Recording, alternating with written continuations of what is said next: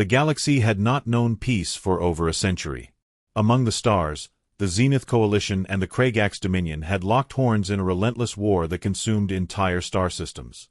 The Coalition, a loose alliance of technologically advanced species, prided itself on unity, but its strength was undermined by bureaucracy and constant internal squabbling.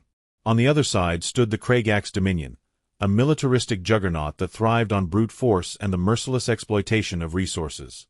For decades, their conflict had spiraled into a bloody stalemate, the balance shifting only briefly before grinding back into grim equilibrium. Against this backdrop of devastation, Earth had been a quiet outlier. Known to the galactic community but largely ignored, humanity was deemed an unremarkable species. They lacked the sprawling empires or ancient technologies that other civilizations boasted, and their refusal to participate in interstellar politics rendered them irrelevant in the eyes of galactic powers. It was said that humans were watchers, content to observe from their secluded star system, unconcerned with the chaos unfolding beyond their borders. But desperation breeds change. The Zenith Coalition was faltering. The Kragax Dominion had pushed deeper into coalition space, cutting supply lines and leaving entire sectors defenseless. Coalition worlds burned, their populations enslaved or annihilated. For the first time, the Zenith High Council convened to discuss the unthinkable, seeking aid from the humans. The proposition was met with scorn and ridicule. What could Earth offer that the Coalition's most advanced fleets and seasoned strategists could not? Yet, as more systems fell and the Dominion's advance showed no signs of slowing, dissent gave way to grim acceptance. Humanity would be contacted, not as equals, but as a final gamble. The emissary chosen for this mission was High Envoy Larex Thal, a seasoned diplomat who had brokered peace treaties and economic alliances across the galaxy. Thal had always believed in the Coalition's superiority, but as the sleek diplomatic cruiser descended into Earth's atmosphere, he was overcome by unease. The humans had been quiet for too long. There was something unsettling about their silence amidst the galaxy's chaos. The first surprise greeted Thal the moment his ship touched down. The human cityscape was a marvel of precision, blending organic aesthetics with cutting-edge technology. The towering spires shimmered with renewable energy fields, and the air buzzed with the subtle hum of automated systems. It was unlike the clumsy, industrial architecture the Coalition had expected from a supposedly backward species. Thal's unease deepened when he was escorted to a meeting chamber high above the city. The human delegation was led by a figure who introduced herself as Commander Elena Voss. She was unassuming in appearance, tall and lean, with sharp eyes that seemed to analyze everything at once. Her voice, though calm, carried a confidence that unsettled the envoy. "We've been expecting you," Voss said, her tone as measured as her expression. Thal hesitated, caught off guard by the statement. "Then you know why I've come," he replied, masking his discomfort. Voss smiled faintly. "We know the Coalition is losing. You want us to help. What I'd like to know is why you think we'd agree." Thal was taken aback.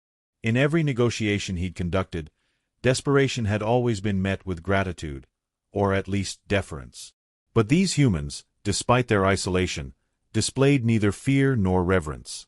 There was no doubt they understood the stakes, yet they seemed unconcerned. "The Kragax Dominion threatens all life in this galaxy," Thal began, his voice carefully modulated. "If the Coalition falls, they'll turn their gaze to other systems, including yours." "We've considered that possibility," Voss replied, leaning forward slightly. "But here's the problem with your argument. The Coalition didn't think much of us until now. You saw us as insignificant, weak.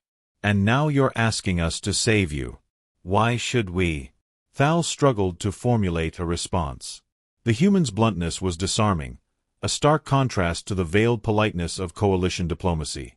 "This isn't about past perceptions," he said carefully. "It's about survival. The Coalition and humanity share a common enemy. Together, we have a chance to stop them." Voss studied him for a long moment, then leaned back. "We'll help," she said simply, her tone betraying neither triumph nor hesitation. The envoy blinked in surprise. "You will?" "Yes. But we'll do it our way. No oversight. No interference. You give us the information we need, and we'll take care of the rest." Thal hesitated, uncertain. The coalition was not accustomed to ceding control, especially to an outsider species. But the humans were their last hope, and he had no authority to negotiate terms. "Very well," he said reluctantly. "What do you need from us?" "Everything," Voss replied. "Fleet compositions, supply routes, key targets. The more we know, the faster we can end this." The meeting ended as abruptly as it had begun, leaving Thal more unsettled than before. On the return trip to Coalition space, his mind raced with unanswered questions. What were the humans planning? How could they, a species that had never fought in an interstellar war, claim they could end it quickly? And why had they agreed so readily? Unknown to Thal, the answer lay in humanity's history. On Earth, war was not a distant memory, it was a defining trait. Millennia of conflict had honed humanity into a species that understood warfare on an instinctual level. While the Coalition had relied on ponderous strategies and outdated doctrines, humans had spent their isolation perfecting the art of rapid adaptation and decisive action. What the galaxy saw as quiet observation had been something far more calculated. As the human fleets began to mobilize, hidden arsenals and experimental technologies came to light. Earth was not merely prepared to join the war, it was prepared to win it. The human fleet emerged from hyperspace in complete silence, a shimmering wave of polished metal and energy fields. Unlike the hulking dreadnoughts of the Kragax Dominion or the ornate, sprawling carriers of the Zenith Coalition, humanity's ships were sleek, almost predatory. Each vessel was a testament to efficiency, designed not for show but for purpose. The Coalition observers, stationed on a nearby relay platform, watched in stunned silence as the fleet coalesced into perfect formation, its movements synchronized with eerie precision. Commander Elena Voss stood on the bridge of the Aegis, humanity's flagship, her gaze fixed on the holographic display hovering before her. Every ship, every drone, every asset was represented in real time, a living tapestry of their strategic footprint. The Kragax Dominion's forces, spread out across the sector like an invasive swarm, pulsed in angry red on the map. It was a chaotic, unwieldy mass, a reflection of their brute force doctrine. Voss allowed herself a faint smile. Chaos was easy to exploit. "All units are in position," came the voice of Captain Adrian Malik, her second-in-command. His tone was calm, clipped, but there was an undercurrent of anticipation in his words. He, like every other officer on the Aegis, knew what was at stake. The Dominion's relentless advance had pushed the galaxy to the brink, and now humanity was poised to end it. The Coalition had gambled everything on Earth's intervention, but what they didn't realize was that humanity never gambled blindly. "Execute Phase 1, Voss ordered, her voice carrying the weight of inevitability. Around her, the bridge crew moved with practiced efficiency, their hands gliding over controls as data streams updated in rapid succession. The first strike was surgical. Humanity's stealth drones, invisible to the Dominion's primitive detection systems, slipped through their defenses and infiltrated key command vessels. Each drone carried a payload of tailored viruses designed to disable navigation systems and scramble communications. Within moments, the Dominion's fleet began to stumble, ships veering off course or halting entirely as their systems failed. Confusion rippled through the enemy ranks, their tightly wound formation unraveling like frayed thread. On the Coalition relay platform, High Envoy Larex Thal watched the display in disbelief. The humans had promised results, but he had not expected anything like this. The Dominion, a force that had crushed countless fleets and reduced entire worlds to ash, was faltering. And humanity had yet to fire a single shot. "Phase 1 complete," Captain Malik reported, his voice steady despite the awe in his expression. "The Dominion's command network is compromised. They're blind." "Phase 2," Voss replied without hesitation. From the flanks of the human fleet, squadrons of hypersonic strike craft surged forward, their engines glowing like distant stars. These ships, piloted by humans and augmented by advanced AI, were designed for speed and precision. They wove through the Dominion's disoriented ranks, targeting critical systems with pinpoint accuracy. Engines, shield generators, weapon arrays, nothing was spared. Explosions rippled across the battlefield as Dominion ships were systematically dismantled. For the Coalition forces observing the battle, the spectacle was both exhilarating and humbling. They had spent decades locked in grinding attrition against the Dominion, their every victory hard-fought and costly. Yet here was humanity, dismantling their enemy with a cold efficiency that bordered on terrifying. Thal felt a chill run down his spine as he watched the human fleet maneuver with a fluidity that defied logic. They weren't just winning, they were dominating. As the battle raged on, the Dominion's flagship, a massive warship bristling with weapons, loomed into view. Its captain, a towering Kragax with crimson scales and a voice like grinding stone, bellowed orders in a desperate attempt to rally his forces. But his words never reached his fleet. The human viruses had severed his communications, leaving him isolated. On the Aegis, Voss studied the holographic display with an unwavering focus. The flagship was a symbol of Dominion power, and its destruction would shatter their morale. But brute force wasn't humanity's style. Instead, she activated the shock net, a weapon unlike anything the galaxy had ever seen. The shock net was a marvel of human ingenuity, a lattice of energy that could disable entire fleets without causing lasting damage.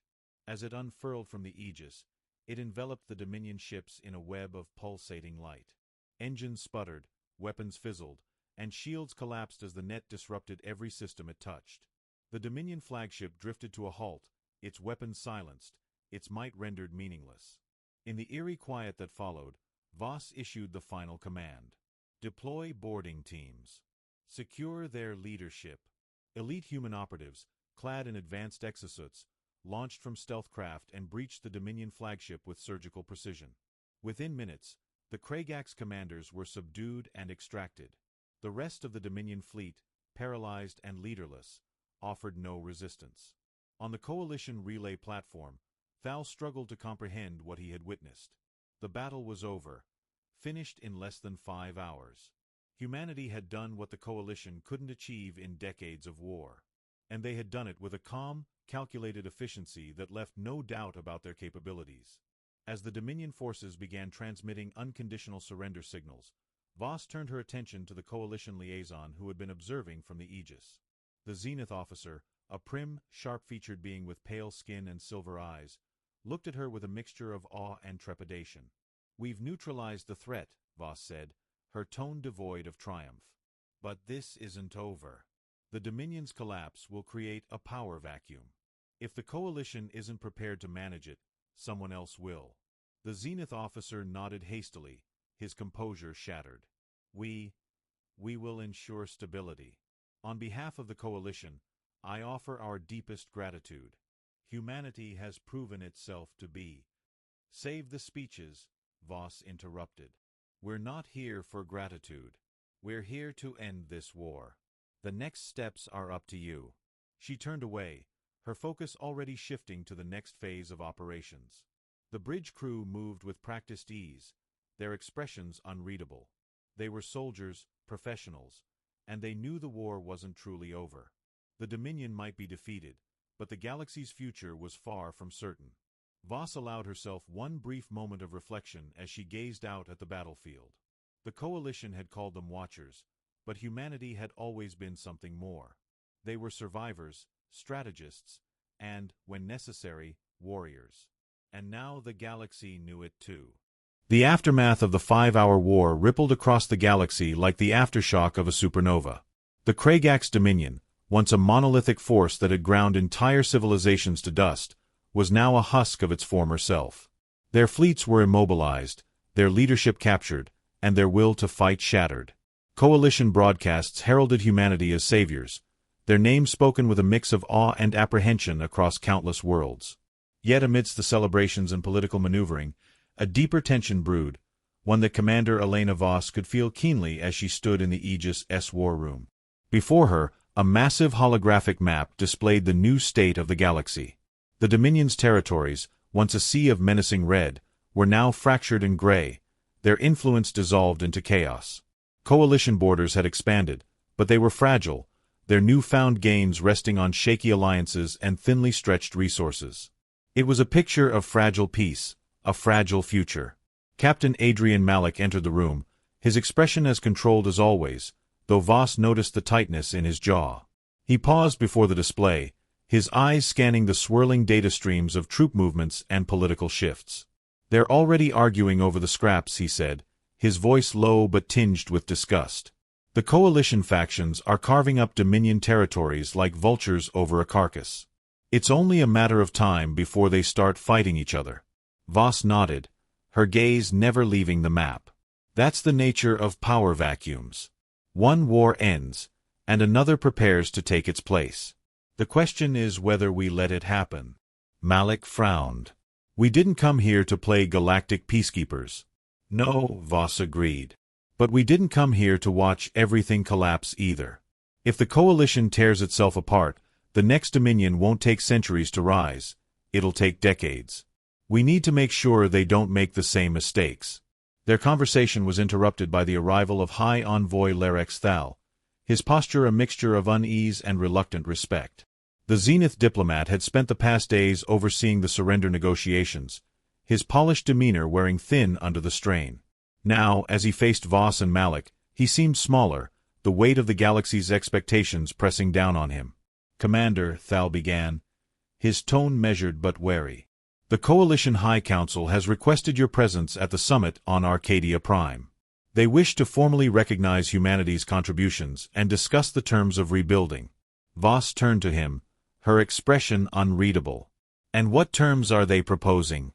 Thal hesitated, his silver eyes flickering to the holographic map. "The usual rhetoric. Joint governance of liberated territories. Redistribution of resources. A symbolic gesture of unity." Malik snorted softly, earning a sharp glance from Thal. "Symbolic gestures won't hold this galaxy together," Malik said. "You know that as well as we do." Thal's jaw tightened, but he didn't argue. Instead, he addressed Voss directly. "The Council believes your presence will lend weight to their efforts. Humanity has become a symbol of decisive action, and the other factions are looking to you for leadership." "We're not interested in leading the coalition," Voss said firmly. "We're interested in stability. If they want our help, they'll need to make real changes." Thal studied her, his diplomatic mask faltering for a moment. "And what changes do you propose, Commander?" Voss stepped closer to the map, her hands clasped behind her back. "First, we dismantle the war machines. No more stockpiling fleets or building armies under the guise of defense. The focus shifts to rebuilding, not rearming. Second, we establish a neutral council to oversee the transition, with representation from every faction, including the smaller ones that have been overlooked. And third," she turned to Thal, her gaze piercing, "we make it clear that anyone who threatens this peace will face the same fate as the Dominion." Thal's expression was a mix of admiration and unease. "You speak as though you intend to stay involved." "We do," Voss replied. "Not as rulers, but as guardians. The galaxy doesn't need another empire. It needs someone to ensure that the mistakes of the past aren't repeated." Thal inclined his head, though his reluctance was clear. "The Council may resist such terms. They're not accustomed to outsiders dictating their policies." "They'll agree," Malik interjected. "They've seen what we can do." Silence hung between them, heavy with unspoken truths. Humanity's decisive victory had made them indispensable, but it had also made them a threat. The Coalition's gratitude would only last as long as their fear, and Voss knew that trust would be hard-won, if it could be won at all. The summit on Arcadia Prime was a spectacle of polished opulence and simmering tensions. Delegates from every corner of the Coalition gathered in the Grand Chamber, their voices a cacophony of competing agendas. Voss and her team entered without fanfare, their presence immediately silencing the room. Eyes followed her as she approached the central podium, a mixture of respect and wariness reflected in every gaze. When she spoke, her voice carried the weight of the 5-hour war and the resolve of a species that had reshaped the galaxy in a single stroke. She outlined humanity's terms with unwavering clarity, her words cutting through the room like a blade. There would be no compromises, no half-measures. The galaxy would either embrace a new era of cooperation, or it would face humanity's judgment. The room erupted into debate, but Voss remained silent, letting the delegates argue themselves hoarse. Malik stood beside her, his arms crossed, his expression calm but watchful.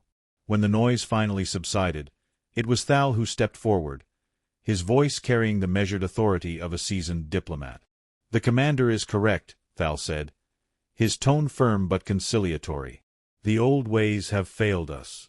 If we are to survive, we must embrace change. Humanity has offered us a chance we cannot afford to squander. In the end, the vote was unanimous.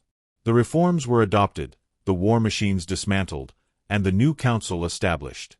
It was a fragile victory, but a victory nonetheless.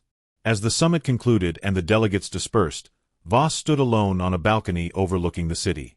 The stars stretched out before her, endless and unknowable.